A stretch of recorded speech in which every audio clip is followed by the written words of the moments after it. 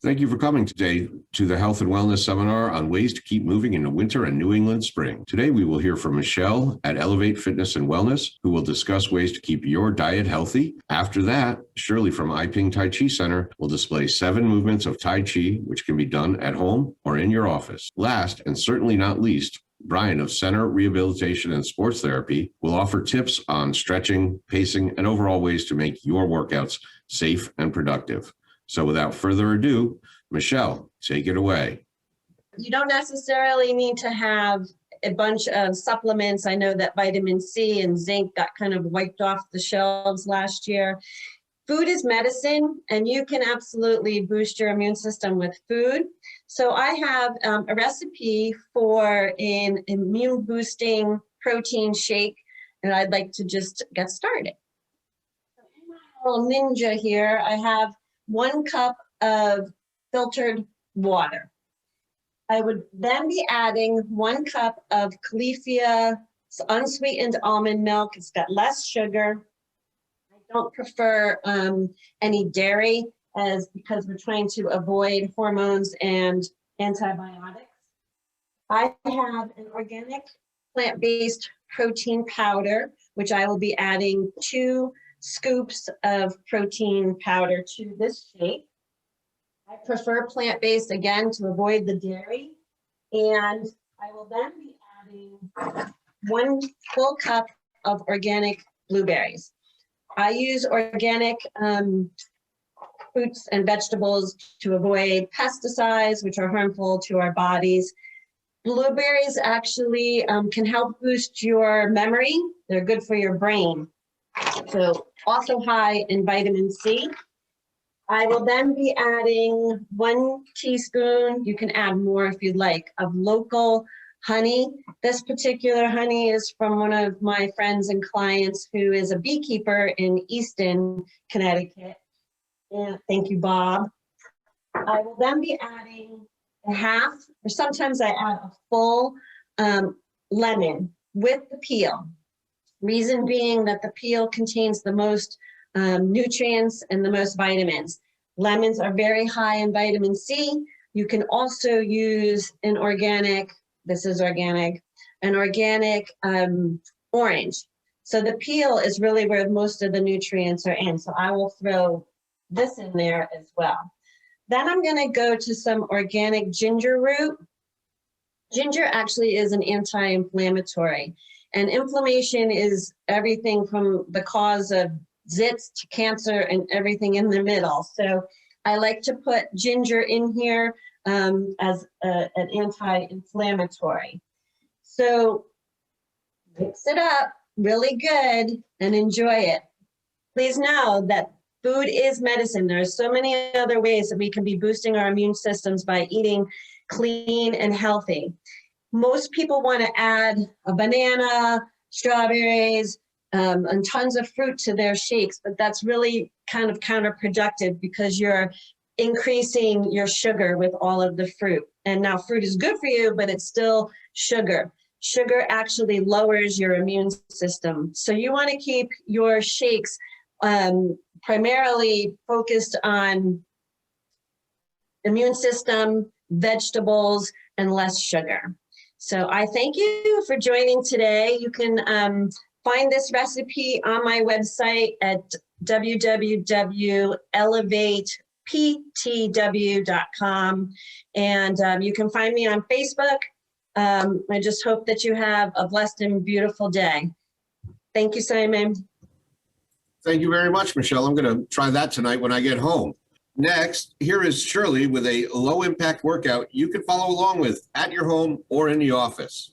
All right. Hi. Thank you, Simon. And thank you to the Milford Chamber and the Chamber Health and Wellness Council for organizing these Wellness Wednesdays. And like Simon mentioned, I am Shirley Chalk. I run Iping Tai Chi Center. We're based in Orange, and I help busy people who are struggling with the damaging effects of stress to become stress benders so they can experience what it's like to live without tension in their minds and bodies. And we do teach classes in person, but we have moved so many of our offerings online. So on the bottom of the screen here, you can see how to find me online. And like Simon mentioned, I'm going to show you these 8 gentle movements that you can do in 8 minutes. These are great to do as stretch breaks because we are sitting all day long, and being inside shouldn't be an excuse to not get some exercise into the day. And Brian had mentioned before how sitting all day is so bad for you, bad for your posture, and it's really bad for your health. So I'm going to show you some exercises. Simon mentioned he's wearing his shirt and tie and he can't do the exercises. And that is not true because what I'm doing, you can do whatever you're wearing. Just take off your shoes. If that makes you more comfortable, you just need to be comfortable. So I am going to show you Qigong exercises. These are exercises that were developed a very, very long time ago that incorporate breathing, stretching, and gentle movement that use traditional Chinese medicine principles. So each of the movements are not only exercising your body, but also helping to improve the functioning of one of your internal organs. So you can come and follow along with me to do the movements. So stand with your feet shoulder width apart, just the width of your shoulders. And the first thing before you do any movement is to just center yourself. Feel yourself centered, that weight distributed, and reset your mind and body. Connect your mind and your breath. The first movement, clasp your hands together, shoulders, stay relaxed. Bring the hands up. Turn the palms face out, and this is a gentle stretch up. Eyes look up at your hands, straight legs. Keep your hands stretched up. Eyes look straight ahead forward. Now exhale and relax. Let your knees softly bend and just release that tension down. This next move is called posing as an archer. Step out just a little bit more with your left leg, straight legs. Cross your hands in front. Now, your right hand is going to stretch out. The left hand, pointer finger and thumb out. Gently lower your body and feel the stretch. And now it's like your pointer finger is getting stretched all the way up to the ceiling. We don't stretch our fingers enough. We feel this in your fingers. Now, open both hands and gently shift your weight over to your right leg. Press the hands out. Bring your feet together and let the hands relax down. Do it to the other side. Notice the tension in your shoulders. Step out with your right leg.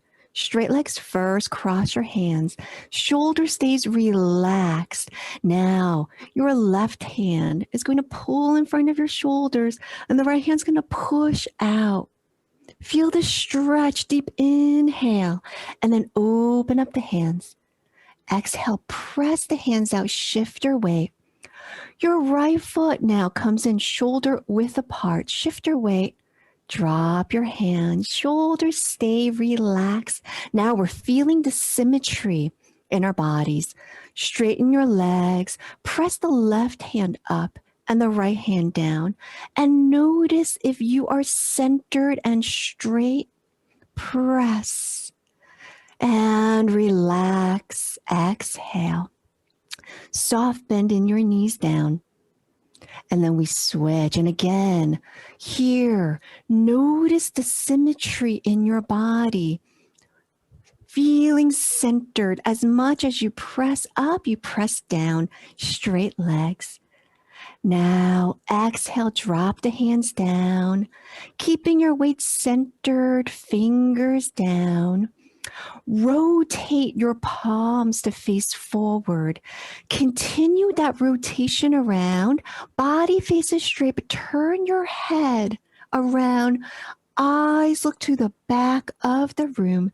Inhale. Exhale. Soft bend in your knees. Eyes look straight. Fingers forward. Straighten your legs. Shoulders relax. Fingers hang down.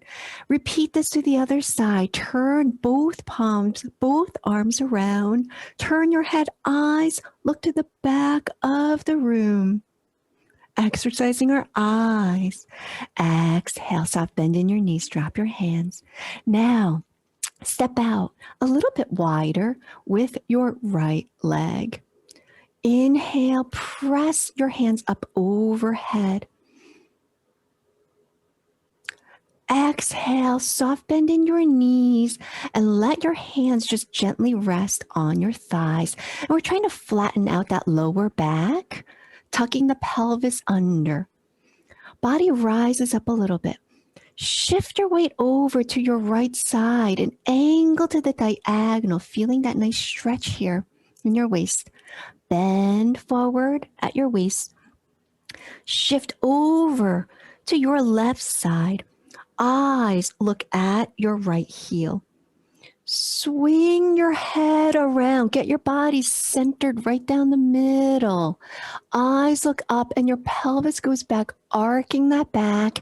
And then exhale, scoop the pelvis under. Eyes look straight. Repeat to the other side with breathing. Inhale, shift over to your left side, angle to the diagonal. Bend at your waist. Exhale, shift over to the right side. Eyes fixed on your left heel. Swing your head around. Shift your weight to the middle. Eyes up, pelvis back. Exhale, scoop the pelvis under. Eyes look straight. Now shift your weight back and feet shoulder width apart again. Come to the middle. Inhale, straightening up your legs. Bring your hands up. Exhale, hands come down in front of your chest. Turn the palms face up. Inhale, massage your hands around your rib cage to the back, keeping your legs straight. Exhale, hands massage down your back, and your hands massage down the back and the side of your legs. And here, just go down to where you can go and no more. Wherever your range is, drop there. If you can touch your feet, fingers forward. First, lift your head. Eyes look straight ahead. Don't come up yet. Stretch your arms forward, elbows by your ears, and then come up, all the way up. Fingertips up to the sky. Hands come down. Thumb to the base of the ring finger. Squeeze your forefingers around your thumb. Bend your knees. Hands press right under the ribs. Stepping out with your left leg a little bit bigger than shoulder width apart. Soft bend in your knees. Shoulders stay relaxed. Deep inhale in. Exhale. Thrust your left fist forward. Eyes glare into your fist. Open the palms. Inhale. Rotate the palms. Face out. Exhale, rotate the palms to face up. Thumb to the base of the ring finger. Squeeze. Inhale in. Switch. Shoulder stays relaxed. Exhale. Eyes glare into your right fist. Thrust it forward. Open the palms. Inhale. Turn the palms out. Exhale. Turn the palms up. Thumb back to the base of the ring fingers. Squeeze around that thumb in. Now bring your feet back. Feet together. And keeping your heels and toes together, come up. Feel like you're getting pulled up from the top of your head. Engage your core. Lift up your pelvic floor. Lower yourself halfway. Exhale, drop down. One more time. Inhale up, squeeze, engage, and lift. Lower halfway. Exhale down and inhale. Bring your hands forward. Exhale. Women, we bring our right hands under the abdomen, under the belly button on the abdomen. Men, you bring your left hand there. Other hand goes on top. And those are 8 movements. And these are the movements from the 8-section brocade, the 八段锦 routine. It is the most popular Qigong routine practiced around the world. And the full routine, you actually repeat each of those movements. You do it more than one time. And this was treatment in China in the COVID hospitals that they use as part of treating COVID patients because it is such good for overall health. And they're gentle. You can modify the movements to your needs. So I showed the movements at a higher stance. These can also be done seated, and they can also be done at a lower stance. So if you're interested in learning these movements or other Qigong or Tai Chi routines, you can find me online. Thank you so much. Thank you, Shirley. That was fantastic. And now for the grand finale, Brian Williams will help us understand the importance of going at the right pace. Brian, the floor is all yours. I'm Brian Williams. I own Center Rehab here in Milford. Shirley, that was excellent. I was following along with you, doing all the moves, and I'm thinking, boy, I feel much more relaxed now. And having a shake that Michelle stirred up for us, and then seeing you would be an excellent way to have a fit afternoon. I'm going to go forward and talk about pacing your fitness, good versus bad pain, and demystifying stretching a little bit. So let's talk about pacing first. I'll speak to folks that are, maybe newer to exercise or starting something that they're new to. So what is pacing? It's how often, how long, or how intensely you do your sport or activity. Why is pacing important? Well, people that don't pace well tend to get injured or frustrated with lack of progress. Our bodies respond best to a gradual onset of forces, and it's always a trick. Everybody's individual, so there's no one way to do this. Pay attention to your body. We have to acclimate the tissue, and we have to avoid tissue failure by going too intensely, too long, or too frequently. Being fit isn't done all at once, and the road to fitness is partially paved with rest. So I think folks forget that rest is very important, as well as doing their sport or fitness or whatever it is. So let's talk about some examples of pacing. I usually have folks go easy for a month, low expectations, get to know the techniques, like the things that Shirley, you were showing, their technique involved. Want to do a job to get the most out of it. And other sports and fitness activities have techniques that are important to getting what you want out of it. So play the long game. Figure you're going to go easy for a month. So how often do you do this? So part of pacing is how frequently you're going to the gym or into your basement or whatever. I usually ask folks to start out going 2 or 3 times a week. Don't jump in and go 5 to 7 times a week to the gym or out running. It's too much right away. 30 minutes at a time, that's fine. You could do 20 minutes if that's enough, for 10 minutes. Start out easy.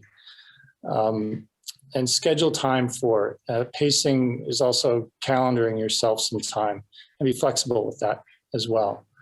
So one example of pacing with weightlifting, when you start out, do 1 exercise per body part.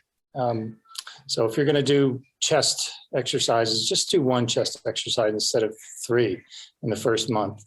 And avoid lifting to failure, where you can't do another rep, or you only get to 6 reps instead of 10. You can also use a pyramid progression where, for example, say you're doing an exercise where 5 pounds is feeling like it's starting to get easy. I want to do more. What you can do is do the first set with 5 pounds, and then the second set you'll pick up a 8-pound weight and do the 8 pounds, and then go back to the 5. And when you feel like that's something you can handle well, then you can progress maybe to 2 of the 3 sets. Instead of just jumping up to 8 pounds, it's a better way to go. Regarding cardio things like running or bicycling or fast walking, that sort of thing, the best way to pace is to do interval training. It's also more effective than just going out and doing the same speed of your activity. With interval training, there's a push phase where you're working harder, and then there's a recovery phase. And a lot of folks, to keep it simple, they do time. So you would get on your treadmill and you would walk for a minute fast. Well, something that made you exert a little bit. And then when that minute was up, you'd slow the treadmill down for a minute. Or if you need more time to recover, you could do 1 minute fast of push and then 2 minutes of slow. Some folks, when I run, I'll go for, when I want to do intervals, I'll go fast for 2 blocks and then slow for 3 or 4 blocks, to recover my wind, that sort of thing. So those are some ideas on how to pace or weightlifting or some cardio activities. With cardio, you don't want to get breathless, especially early on. You want to be able to hold a conversation. You don't want to be gasping, talking to the person that you're riding or walking with. And also maybe learn how to take your pulse so you can keep track of your target heart rate. That's a good skill to have. Okay, so let's talk about good versus bad pain. I'll go over this in a kind of a big picture way.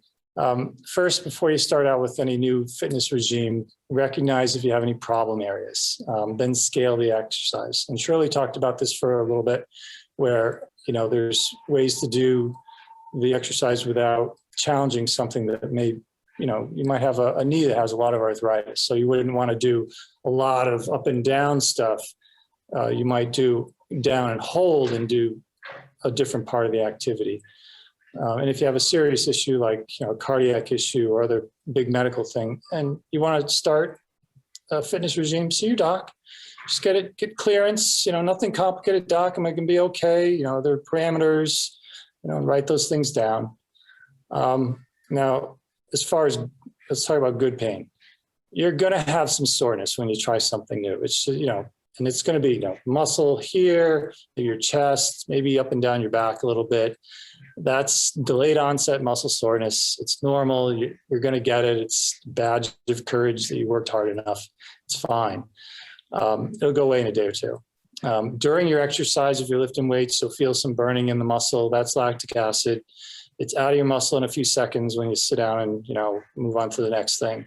That's quick. The next day, the soreness, take the day off. The next day you'll be fine. Get moving again.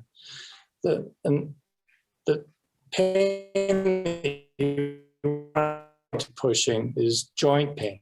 You don't want to, like the inside of your neck or inside the shoulder or behind your kneecap. That's the pain that you don't want to push on. You want to talk to somebody about if you're not sure how to stop that. But the first thing you can do is check your technique. So some exercises require a little more attention to technique, so you stay safe. Is your bicycle seat high enough or not high, too high, that sort of thing? Is your stance right for what you're doing? Those are things you can check. And if those square away, then go get it looked at, either with your physician or with a physical therapist, to kind of review how you can be fit and not hurt. Nobody wants to hurt. Another thing you don't want to have happen is swelling. Swelling's never a good thing when you're exercising. That means you've irritated something. So if you're having trouble, have a backup plan for exercise. You don't want to be a one-trick pony with your fitness, because then if you hurt your foot and all you are is a runner, what are you going to do? Have something else you can go to. That's pretty important. I think we'll move on to stretching. I'll try and demystify stretching a little bit here. First, stretching has not been proven to prevent injuries. Poof. We've all, I learned that when I was younger, stretching, you'll be fine. That's not shown out in the research. So, stretch if you want to, and if you don't want to, that's fine as well. But there are some times that you do probably want to do some stretching before you start in an activity. One is if you're trying to do something that requires more movement than you naturally have. So, you might want to stretch your shoulder, and you can learn different things for that, or your hamstrings if you're having trouble advancing your legs all the way, for example. Check in with the doc if you're not sure. If you have an old injury that, you're not sure how to manage it, then look at the doctor for some guidance. Stretching feels good, so do it. If you're going to stretch after your workouts. That's the best time. Don't stretch fresh out of bed. Don't stretch after you've been sitting watching the tube for a couple of episodes of this or that. Do something energetic, warm the muscle that moves and is more receptive to the stretching. Sometimes when I go for a run, I'll run like 3 blocks, and then I'll find a bench or a tree, and I'll do a quick hammy, quick calf stretch maybe, and then I'll just keep going. And then after, I'll spend a few extra minutes doing things to just keep myself limber. Make sure you breathe when you stretch. You don't want to hold your breath. You shouldn't be stretching hard enough to force you to hold your breath. And you should feel light to moderate pulling in the muscle belly. Not pain, not burning. It shouldn't hurt. And stretch regularly to be effective. So once a week isn't going to do much. A couple of times a week will be more effective. So that's the quick review on stretching and a few other things, Simon. I hope I've been helpful. I'm going to hand it back over to you. Thank you very much. That's the end of our presentations today. If anybody has any questions, feel free to plop them into the question and answer segment. Our next webinar is a week from today at 4 o'clock for business owners interested in planning their estates, from Drazen Rubin Law Firm right here in Milford, experts on estate planning and elder law. Thank you, everybody, for coming. I hope you have a good, healthy week. And can we mention our next Wellness Wednesday is going to be in April on mental health and wellness. Perfect. Thank you very much. So thank you, everybody, for coming. And we will see you at the next Health and Wellness, April 7th. And I look forward to seeing you all there again. Have a great day.